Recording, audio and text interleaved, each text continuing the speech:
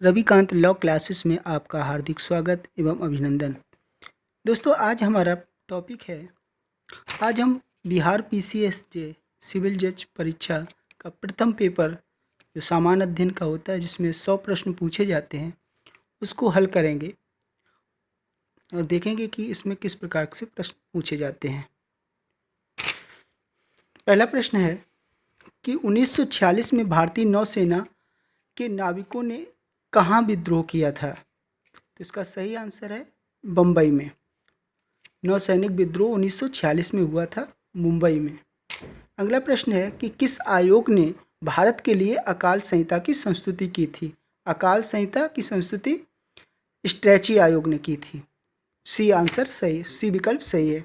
अगला प्रश्न पूछा गया है कि 1940 में अगस्त प्रस्ताव में क्या प्रभाव रखा गया था? तो डोमिनियन स्टेट का रखा गया था प्रस्ताव। 1940 में अगस्त प्रस्ताव आया था, उसमें डोमिनियन स्टेट की बात कही गई थी।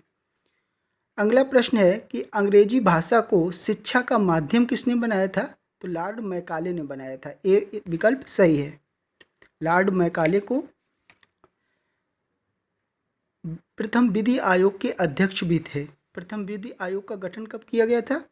1834 में। और मैकाले ने जो आईपीसी है उसका ड्राफ्ट भी तैयार किया था। अगला प्रश्न है कि 1946 में अंतरिम सरकार का नेतृत्व किसने किया था? तो जवाहरलाल नेहरू ने। बी विकल्प सही है। अगला प्रश्न पूछा गया कि इंडियन एसोसिएशन ने किसका गठन करके राष्ट्रीय चेतना बढ़ाने में महत्वपूर्ण भूमिका अदा की? तो इसका सही विकल्प है इंडियन नेशनल कॉन्फ्रेंस। तो इस प्रकार के जो भारतीय राष्ट्रीय आंदोलन से संबंधित जो संगठन हैं, उनको आप याद कर लीजिए, ये पूछे जा सकते हैं। अगला प्रश्न है, राजा राम मोहन राय संपादक थे, तो संवाद कौमुदी उनके द्वारा लिखी गई रचना है। संवाद कौमुदी, युगांतर और वंदे मातरम ये अरविंद घोष के द्वारा लिखी गई रचना है। तो जो प्रमुख पुस्तकें हैं किसके द्वारा कौन लिखी गई हैं, तो वो भी इम्पोर्टेंट है, उनको भी पढ़ लीजिएगा। अगला प्रश्न है कि सत्यशोधक समाज के संस्थापक थे, तो ज्योतिबा फूले सत्यशोधक समाज की संस्थापक थे। अगला प्रश्न है कि ब्रिटिश शासनकाल में किस कानून के अंतर्गत लोगों को बिना उचित सुनवाई के बंदी बनाने की अनुमति? तो रॉलेट एक्ट था, जिसके बारे में कहा जाता है बिना वकील, बिना दलील, बिना अपील। अगला प्रश्न है कि संथाल विद्रोह का नेतृत्व किसने किया था? तो सीदो और कान्हू ने किया था। जो विद्रोह है संथाल विद्रोह, इसका नेतृत्व सीदो और कान्हू ने किया था। अगला प्रश्न पूछा गया है कि वह कौन सा लेखक था जिसने 1857 के विद्रोह को प्रथम स्वतंत्रता संग्राम कहा था? तो ये बीडी सावरकर थे। डी विकल्प सही है। अगला प्रश्न पूछा गया है कि होम रूल आंदोलन के नेताओं ने होम रूल शब्द कहाँ के आंदोलन से ग्रहण किया था? तो आयरलैंड से इसको लिया था। अगला प्रश्न है कि रविन्द्रनाथ टैगोर ने अपनी नाइट पद किस घटना के बाद त्याग दिया था? तो इसने चौरी चौरा घटना में इन्होंने नाइटहुड की उपाधि को त्याग दिया था। अगला प्रश्न है कि बंगाल में अनुशीलन समिति के संस्थापक थे, तो अनुशीलन समिति के संस्थापक प्रथम मित्रा थे। अगला प्रश्न पूछा गया है कि इंडियन नेशनल कांग्रेस की प्रथम महिला अध्यक्ष कौन थी? तो एनी बेसेंट। एनी बेसेंट प्रथम महिला अध्यक्ष थी कांग्रेस की। कांग्रेस का गठन कब हुआ था? 1885 में। किसने किया था? एओ ह्यूम ने। अगला प्रश्न, इकोनॉमिक हिस्ट्री ऑफ इंडिया का लेखक कौन था? तो आरसी दत्त की यह रचना है, इकोनॉमिक हिस्ट्री ऑफ इंडिया। अगला प्रश्न है कि किस प्रथम अखिल भारतीय ट्रेड यूनियन कांग्रेस अधिवेशन की अध्यक्षता किसने की थी? प्रथम अखिल भारतीय ट्रेड यूनियन कांग्रेस, तो इसकी अध्यक्षता लाला लाजपत राय ने की थी। सी विकल्प सही है। अगला प्रश्न पूछा गया कि हिंदू कॉलेज कलकत्ता के संस्थापक कौन थे? तो राजा राम मोहन राय जी थे। इसके बाद अगला प्रश्न है कि महात्मा गांधी ने अपनी सत्याग्रह का प्रथम प्रयोग कहाँ पर किया था? तो चंपारण, बिहार में, भारत में। भारत में पहली सूती कपड़े की मिल के संस्थापक कौन थे? तो काव सजी नानाजी दाभार। ए विकल्प इसका सही है। अगला प्रश्न है कि अकबर के दरबार में कौन सा सुप्रसिद्ध चित्रकार था? चित्रकार कौन था? अब्दुल समद। अगला प्रश्न जो पूछा गया है वह बंगाल में एशियाटिक सोसाइटी की स्थापना किसने की? सर विलियम जोन्स ने की थी। बी विकल्प सही है। अगला प्रश्न है कि 1885 में पूना की प्रसिद्ध फर्ग्यूसन कॉलेज शुरू करने वाले थे, किसने किया था? तो डेक्कन एजुकेशन सोसाइटी, सी विकल्प इसका सही है। अगला प्रश्न पूछा गया कि बहिष्कृत भारत जर्नल किसने शुरू किया था? तो बहिष्कृत Bharat journal doctor BR Ambedkar के द्वारा शुरू किया गया था। अगला प्रश्न है कि बौद्ध शब्दावली धर्मचक्र परिवर्तन से क्या तात्पर्य है या क्या निर्देशित करता है? तो यह बुद्ध का प्रथम उपदेश है। अगला प्रश्न है कि निम्नलिखित में से कौन सा एक मूर्ति शिल्प मौर्य काल का नहीं है? तो सारनाथ सिंह शीर्ष ये मौर्य काल की मूर्ति शिल्प नहीं है। ये विकल्प इसका सही है। अगला प्रश्न पूछा है कि स्थापत्य में गुंबद को आधार प्रदान करने के लिए सबसे पहले भित्ति मेहराब प्रणाली का प्रयोग किया गया। तो भित्ति मेहराब प्रणाली का सबसे पहले प्रयोग इल्तुतमिश के मकबरे में किया गया। ये विकल्प इसका सही है। अगला प्रश्न पूछा गया कि समुद्रगुप्त के विजयों का उल्लेख किसमें मिलता है? तो इलाहाबाद अभिलेख में मिलता है। इसका डी विकल्प सही है। अगला प्रश्न पूछा कि अभिज्ञान शाकुंतलम का लेखक कौन था? तो कालिदास के द्वारा ये लिखी गई रचना है। इसके बाद अगला प्रश्न है कि बौद्ध परिषद को बुलाया गया तृतीय बौद्ध परिषद। तृतीय बौद्ध परिषद किसके शासनकाल में हुई थी? तो ये अशोक के द्वारा इसको बुलाया गया था।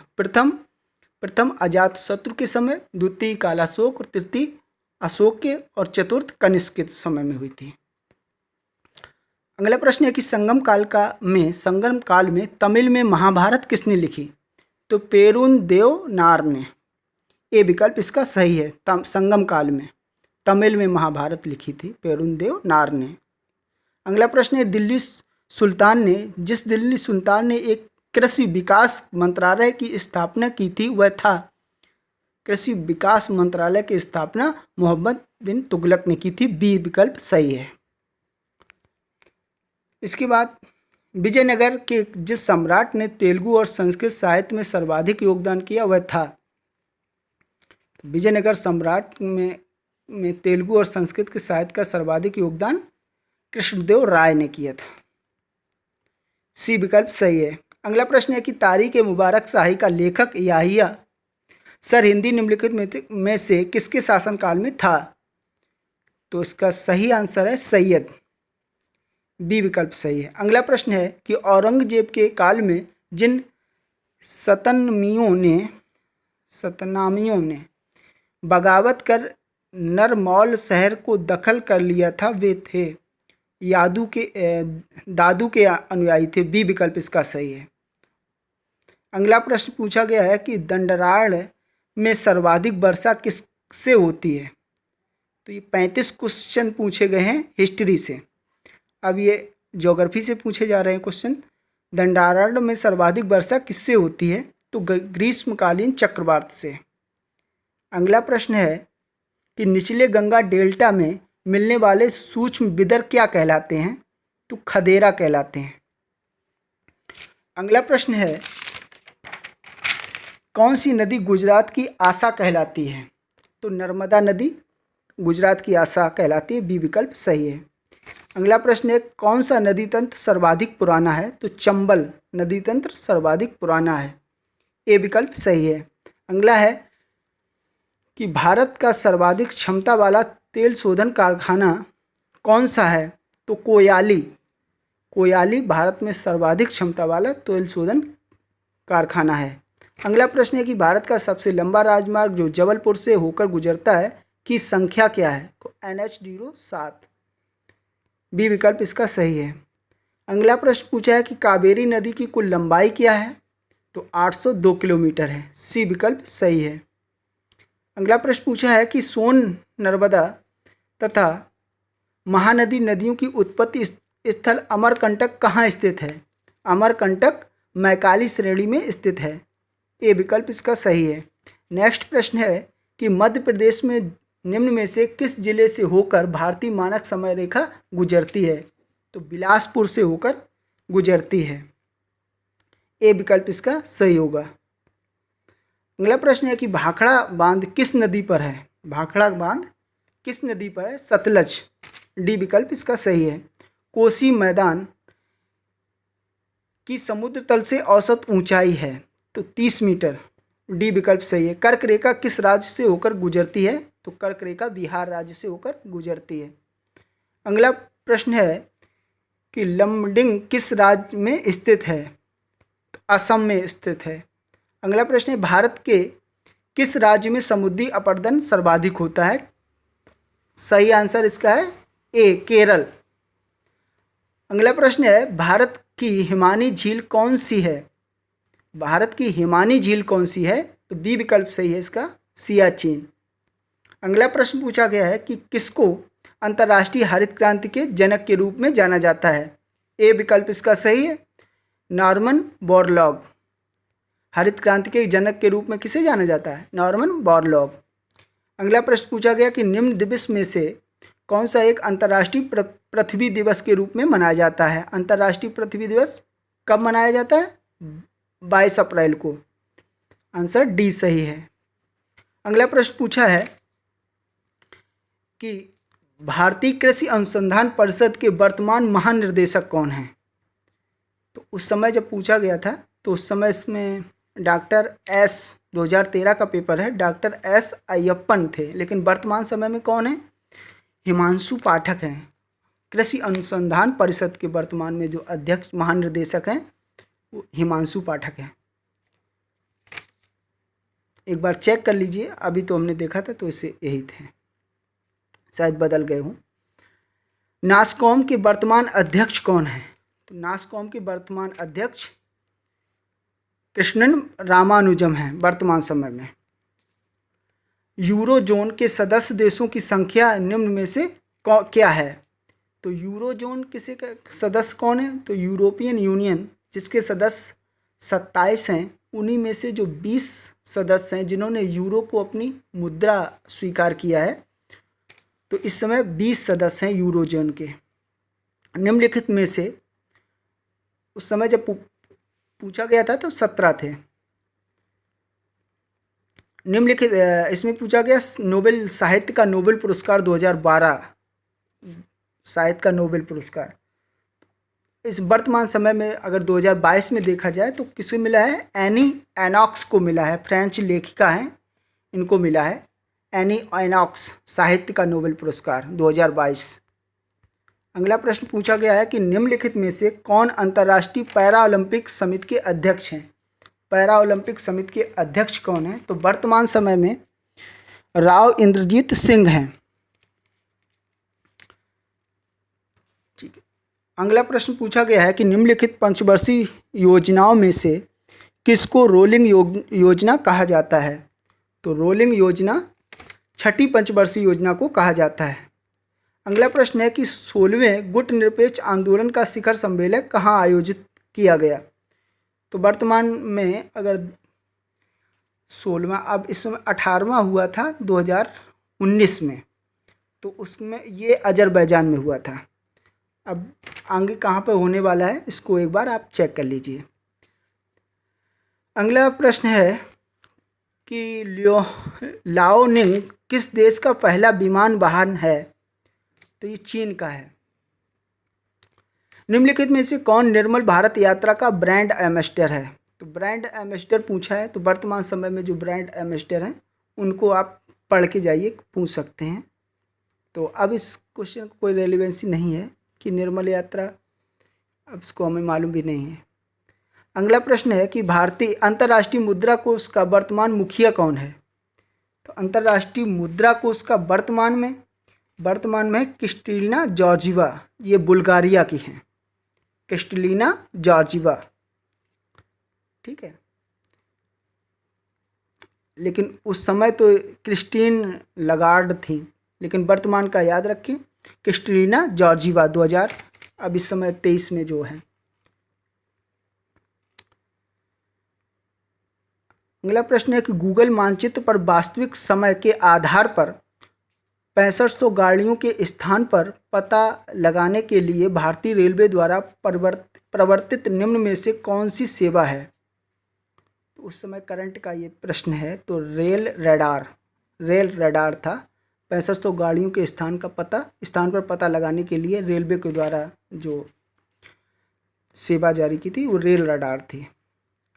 अगला प्रश्न है कि कैलिफोर्निया में स्थित फर्म एप्पल ब्रिटेन में मोबाइल निर्माता HTC के समान तकनीक के आधार पर कानूनी लड़ाई हार गई है। HTC कहाँ की फर्म है? तो HTC फर्म पूछी थी तो ये ताइवान की फर्म है। तो इस प्रकार के भी प्रश्न पूछे जा सकते हैं। अगला प्रश्न है कि महिला एकल फैमिली सर्किल कप 2023 किसने जीता? तो इसका मालूम नहीं। उस समय तो सेरेन विलियम्स ने जीता था। वर्तमान समय में इसको पता नहीं है, आप लोग इसको देख लीजिएगा। अगला प्रश्न है कि इंदौर में 12वीं एशियाड बिलियर्ड्स चैंपियन किसने जीती? अगर वर्तमान समय में देखी जाए तो पंकज आडवाणी ने ही जीती है अभी हाल में 2023 में एशियाड बिलियर्ड्स चैंपियन। एशियाई बिलियर्ड्स चैंपियन 2023 में पंकज आडवाणी। अगला प्रश्न है कि गार जनरल एंटी एडवांटेज रूल्स के विशेषज्ञ समिति के अध्यक्ष, इसका ये मुझे मालूम नहीं है। आप लोग को अगर पता हो तो कमेंट बॉक्स में इसको लिख दीजिए। अगला प्रश्न पूछा आम आदमी बीमा योजना जो ग्रामीण भूमिहीन परिवारों के लिए बीमा योजना है किसने शुरू की थी? तो यह शुरू की थी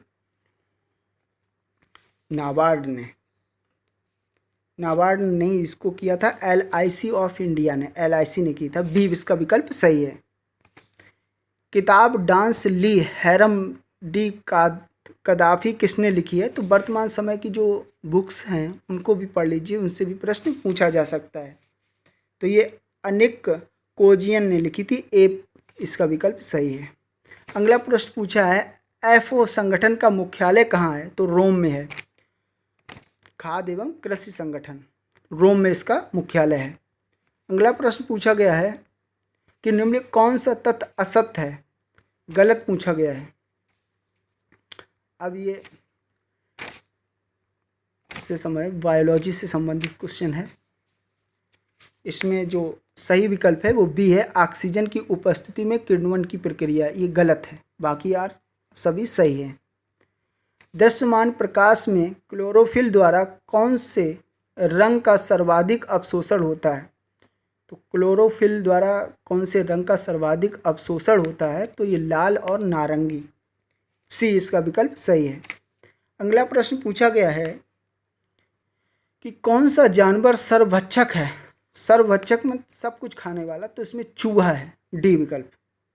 अगला प्रश्न पूछा है कि पचा हुआ भोजन किसकी दीवार द्वारा अवशोषित किया जाता है?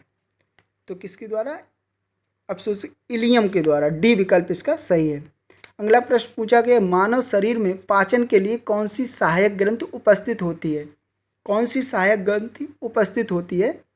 तो इसमें सही आंसर है पैनक्रियाज, डी विकल्प। अगला पूछा गया है कि फोटोफॉस्फोरिलेशन के द्वारा कौन सी क्रिया होती है? तो ADP से ATP का संश्लेषण, ए विकल्प इसका सही है, फिजिक्स से संबंधित है। प्रश्न इसके बाद पूछा है ओजोन परत के रिक्तीकरण के कारण कौन सी किरणें पृथ्वी पर टकराती हैं? तो परावैंगनिक किरणें। ओजोन लेयर अगर नहीं होगी तो परावैंगनिक किरणें जो हैं वो टकराएंगी। अगला प्रश्न पूछा कि DNA में एक हेलिक्स की लंबाई होती है तो 3.4 A जो है A⁻0 जो भी इसमें है, तो ये सी विकल्प इसका सही है। मानव जीवन का औसत आकार 40,000 BP होता है, इसका जो बी विकल्प है वो सही है। अगला प्रश्न पूछा है शाकाहारी भोजन में निम्नलिखित में से कौन सी शर्करा विपुल मात्रा में पाई जाती है? तो इसमें कौन सी माल्टोस पाई जाती है? डी विकल्प इसका सही है।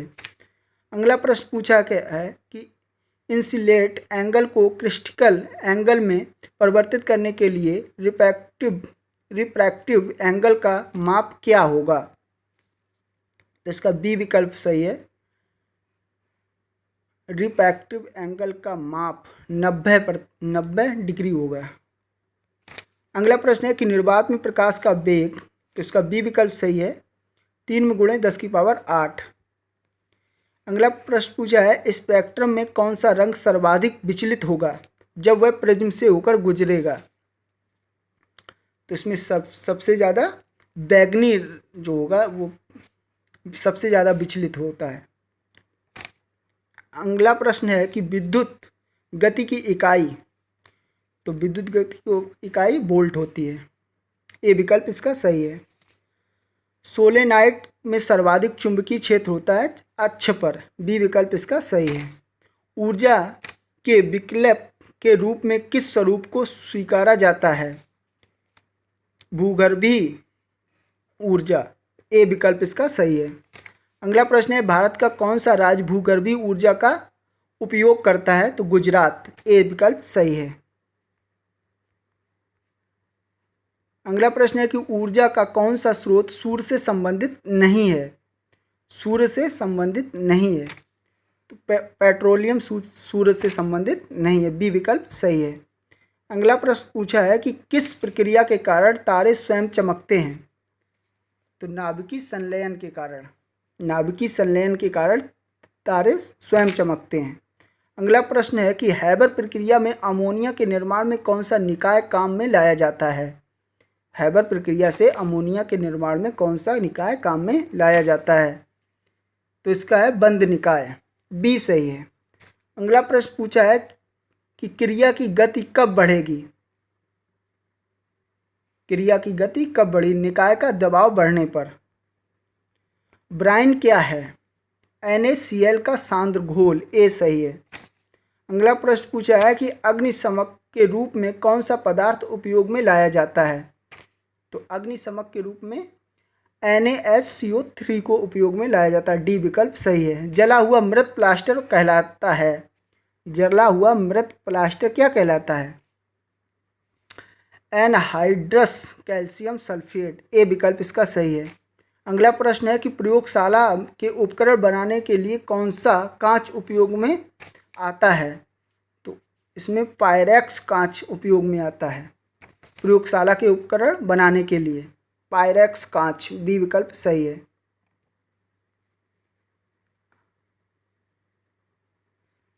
अगला प्रश्न इसमें है कि स्टेनलेस स्टील में कौन से तत्व मौजूद होते हैं। स्टेनलेस स्टील में कौन से तत्व मौजूद होते हैं। इसका सही विकल्प है लोहा, क्रोमियम और निकल। बी विकल्प इसका सही है। अगला प्रश्न है कि निम्न में कौन सा यौगिक ऑक्सीडाइजिंग एजेंट नहीं है। ऑक्सीडाइजिंग एजेंट नहीं है तो इसका सही विकल्प है ए NaBH4। अगला प्रश्न है कौन सा धातु तरल अवस्था में पाया जाता है। तो तरल अवस्था में गोलियम पाया जाता है। बी विकल्प इसका सही है। अगला प्रश्न पूछा है कि निम्न में से कौन सा पदार्थ अल्प क्रियाशील है। अल्प क्रियाशील कौन सा पदार्थ है। मैग्नीशियम। ए विकल्प इसका सही है। कौन सा एंजाइम ग्लूकोज को एथेनॉल में परिवर्तित करता है। तो इसका जाइमेज। बी विकल्प सही है। तो उम्मीद है दोस्तों ये वीडियो आपको पसंद आया होगा। आपको ये जानकारी कैसी लगी कमेंट बॉक्स में ज़रूर बताएं। जो भी कमी हो उसको आप कमेंट बॉक्स में लिखें। और अगर आपको वीडियो पसंद आया हो तो इस वीडियो को आप लाइक और चैनल को सब्सक्राइब करें। थैंक यू, धन्यवाद। अंत तक देखने के लिए वीडियो बहुत बहुत धन्यवाद। धन्यवाद दोस्तों।